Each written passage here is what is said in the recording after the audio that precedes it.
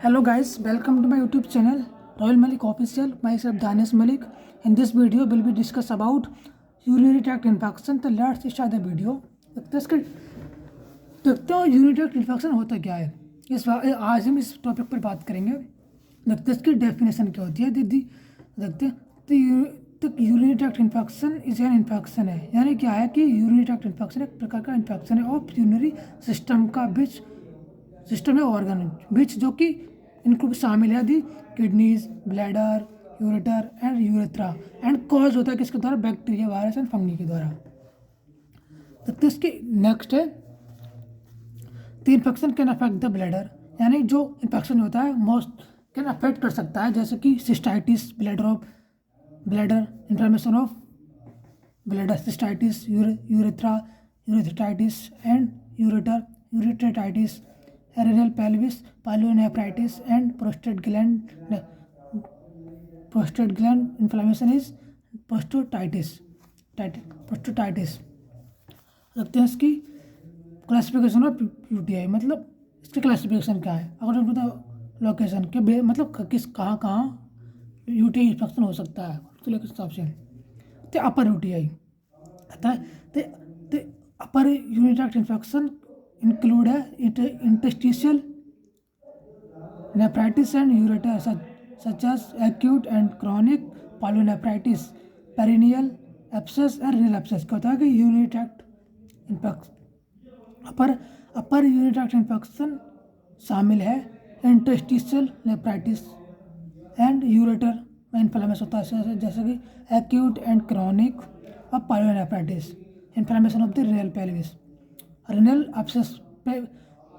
Perennial abscess का मतलब होता है कि कलेक्शन ऑफ पस इन टिश्यू अराउंड द, जो कि अराउंड रहते हैं किसके, एनुस के, रेक्टम के।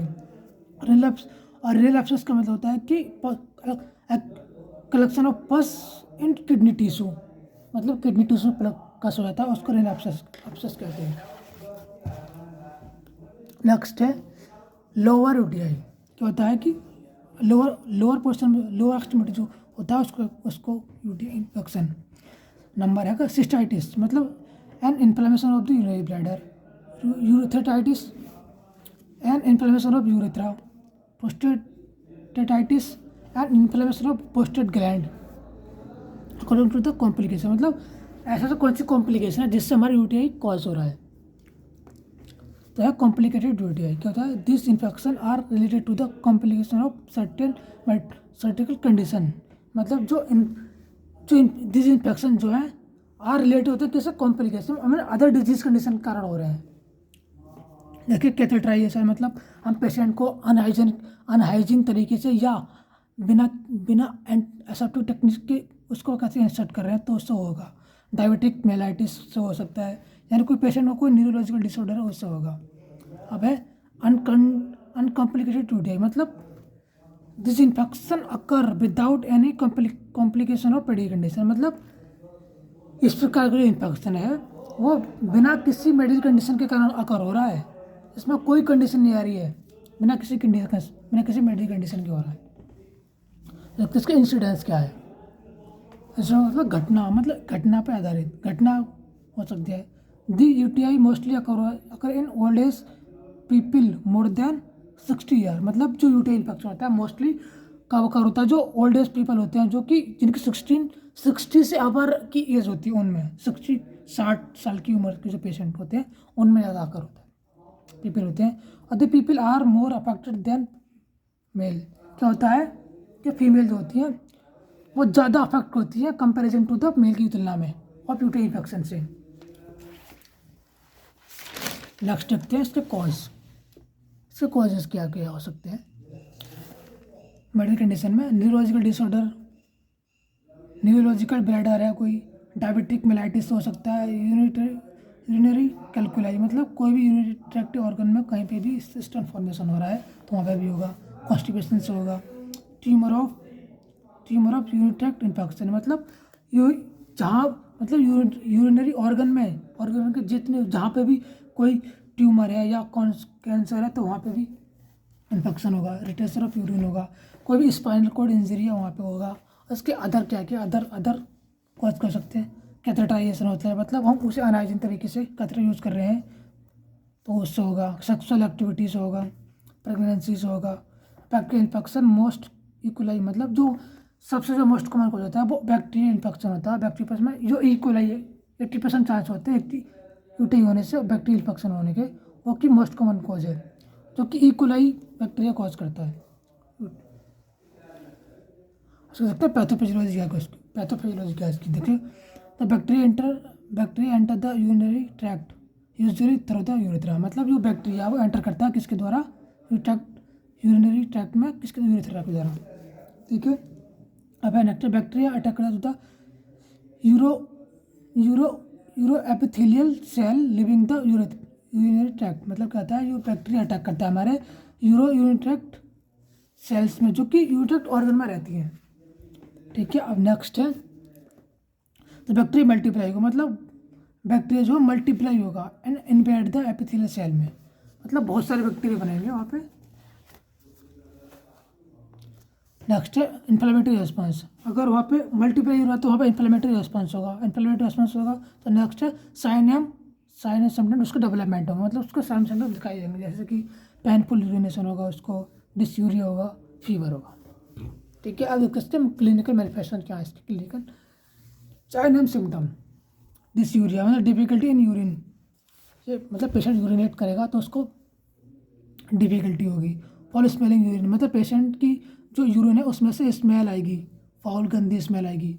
फीवर होगा, नोज एंड वॉमिटिंग होगी। नोज एंड वॉमिटिंग होगी उसकी, क्योंकि उसके मल्टीपल ऑर्गन को पेन हो रहा, अगर पेन हो रहा तो उसमें उसको फील होगा nausea and vomiting. Haematuria, blood in urine, मतलब उसकी यूरिन में ब्लड जाएगा। एब्डोमिनल डिस्कम्फर्ट होगा उसको। Cloudy and abdominal bloody urine होगा उसको। अर्जेंसी ऑफ यूरिन, फीवर होगा, चिल्स होगा, मलेरिया होगा उसको। जबकि उसको डायग्नोस्टिक एंड एवल्यूशन क्या उसको उसके हिस्ट्री कलेक्शन करेंगे, उसका फिजिकल एग्जामिनेशन करेंगे, कल्चर करेंगे, उसका साइटोस्कोपी करेंगे, उसको सीटी स्कैन, MRI करेंगे, अल्ट्रासाउंड करेंगे, और नेक और क्या कर सकते हैं इसमें यूरिन एनालिसिस भी कर सकते हैं। में KFT भी करेंगे, किडनी फंक्शन टेस्ट। सो अब इसको देखते हैं मेडिकल मैनेजमेंट क्या है। मेडिकल मतलब मैनेजमेंट, उसको कैसे आप ट्रीट करेंगे। उसको हम पेशेंट को एंटीबायोटिक ड्रग प्रोवाइड कराएंगे, ताकि जो इन्फेक्शन है उसको ट्रीट करने के लिए और उसको मैनेज करने के लिए। जैसे एंटीबायोटिक ड्रग कौन हो सकते हैं इसकी, एम्पिसिलिन हो गया, एम्पिसिलिन विद एमिनोग्लाइकोसाइड हो गया, लियोफ्लॉक्सिसिन, डॉक्सोसाइक्लिन और नॉरफ्लॉक्सिसिन, टू ट्रीट द इन्फेक्शन करने के लिए, ठीक है। और पेशेंट को हम एनालिसिस ड्रग प्रोवाइड कराएंगे, क्योंकि उसको इन्फेक्शन हो रहा है तो हम उसको इन्फेक्शन को उसको पेन हो रहा है, पेन को रिड्यूस करने के लिए, मैनेज करने के लिए उसको हम एनालिसिस ड्रग प्रोवाइड कराएंगे, जैसे कि फेंजोपाइरिडीन ड्रग, जो कि एक एनालिसिस ड्रग है। उसको देखते हैं नर्सिंग मैनेजमेंट, मतलब उसकी नर्सिंग की रिस्पॉन्सिबिलिटी क्या है। चेक द वाइटल साइन, मतलब हमें पेशेंट को वाइटल साइन चेक करने हैं। Maintain the input and output chart of the patient, मतलब पेशेंट का हम इनपुट और आउटपुट चार्ट को मेंटेन करना, मतलब पेशेंट कितना इनटेक कर रहा है और कितना आउटपुट निकल रहा है। एडमिनिस्टर द IV फ्लूइड, मतलब पेशेंट को IV फ्लूइड एडमिनिस्टर करेंगे उसको।